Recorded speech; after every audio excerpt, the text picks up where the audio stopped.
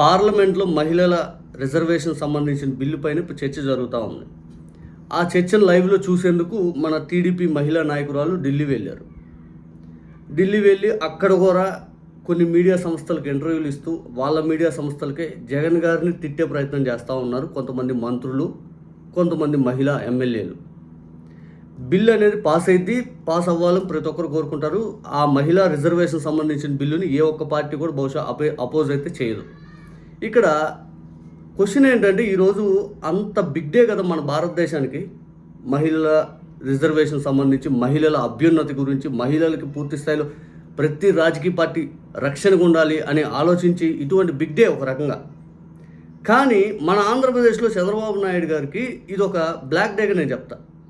ఎందుకంటే చంద్రబాబు నాయుడు గారు అధికారంలో వచ్చాక ఈ 2 సంవత్సరాల్లో దాదాపు చాలామంది ప్రజాప్రతినిధులుగా ఉండే ఎమ్మెల్యేలు కానీ, లేకపోతే స్థానిక నాయకుల పైన కానీ, లేకపోతే హిందూ ధార్మిక క్షేత్రానికి టీటీడీకి చైర్మన్గా ఉన్న వ్యక్తి పైన కానీ, వీళ్ళందరి మీద మహిళల సంబంధించినటువంటి లైంగిక ఆరోపణలు, మహిళలకు సంబంధించినటువంటి వేధింపులు, మహిళలకు సంబంధించినటువంటి ఇబ్బందులు, వీటన్నిటిని వీడియోల రూపాన, ఆడియోల రూపాన, ఫోటోల రూపాన బహిరంగంగా బయటకు వచ్చినాయి. ప్రతి ఒక్క మహిళ మాకు న్యాయం చేయండి అని చెప్పి చాలామందిని అడిగారు. వీళ్ళు సస్పెండ్ చేసింది కేవలం కోనేటి ఆదిమూలం అని చెప్పి సత్యవేడు ఎమ్మెల్యేని మాత్రమే.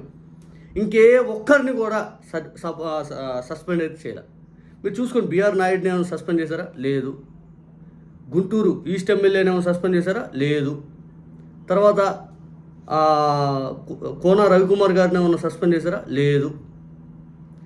ఆ తర్వాత ఇంకొంతమంది ఎమ్మెల్యేలు జనసేనకు సంబంధించినటువంటి వాళ్ళ మీద ఇష్యూస్ వచ్చినాయి వీడియోల రూపంలో, వాళ్ళని సస్పెండ్ చేశారా అంటే లేదు. విచారణ పేరిట ఓర కమిటీలు 5 అని వేస్తూ కాలయాపన చేసే కార్యక్రమాలు.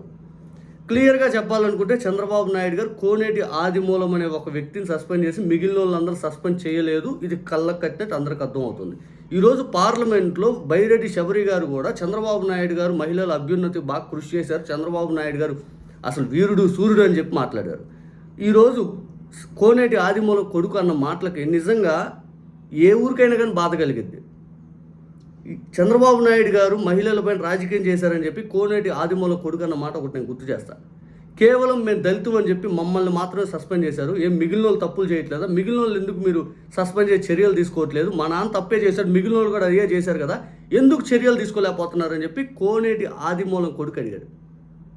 ఆ మాటకి ఏ రాష్ట్ర ప్రభుత్వం అయినా కానీ తల పట్టుకుంటుంది, ఏ ఒక్క నాయకుడైనా కానీ తల పట్టుకుంటాడు.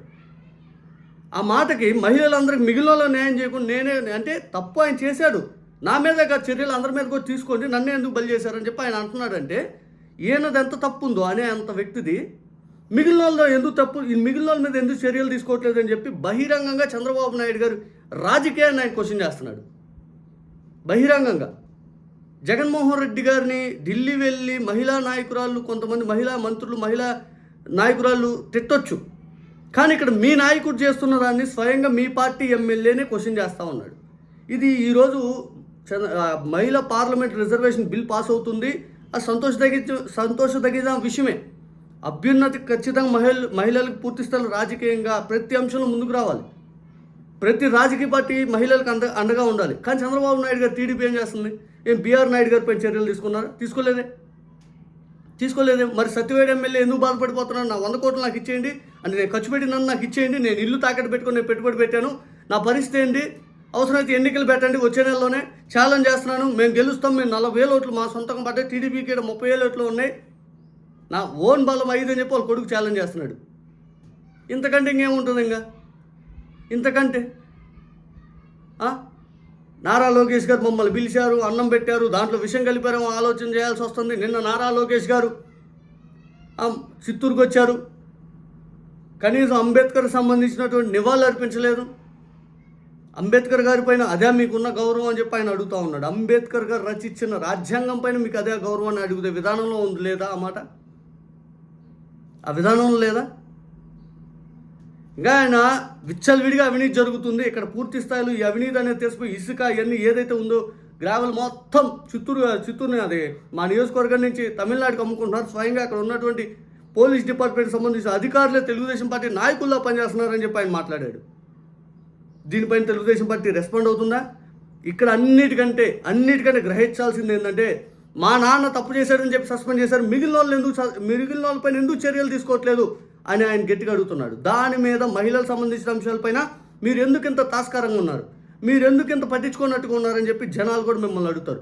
ఒక తప్పు చేసినటువంటి వ్యక్తి నా మీద చర్యలు తీసుకున్నారు, మిగిలిన వాళ్ళ మీద ఎందుకు చర్యలు తీసుకోలేదు అని చెప్పి మిమ్మల్ని బహిరంగంగా క్వశ్చన్ చేస్తున్నారంటే మీరు ఏ పార్టీ రాజకీయం చేస్తున్నారో అర్థమవుతుంది. మీరు ఏ పార్టీ విధానంలో పార్టీని మీ ప్రభుత్వాన్ని నడుపుతున్నారో అర్థమవుతూ ఉంది క్లియర్గా. ఇప్పటికైనా కానీ బిల్లు పాస్ చేసుకోవడం ఇట్లాంటి మాటల కంటే కూడా మనం చేతులతో చూపించాలి. ప్రతి ఒక్కరు అమ్మాయిలపైన అత్యాచారం చేయాలంటే అదే ఆఖరి రోజు అన్నారు.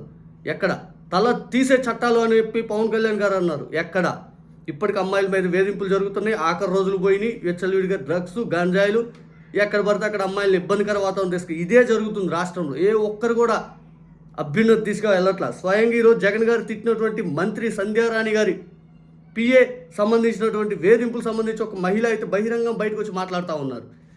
ఆమె తల్లి చెల్లిని పట్టించుకోలేదు, 5 జగన్ గారిని తిడతారు ఢిల్లీలో. రాజకీయం చేయాల్సిన చోట అది పార్లమెంట్లో ఆ బిల్లు అనేది దేశవ్యాప్తంగా ఉన్న అందరు మహిళలకు సంబంధించింది. అక్కడికి వెళ్ళి రాజకీయ వ్యాఖ్యలు చేయాలా?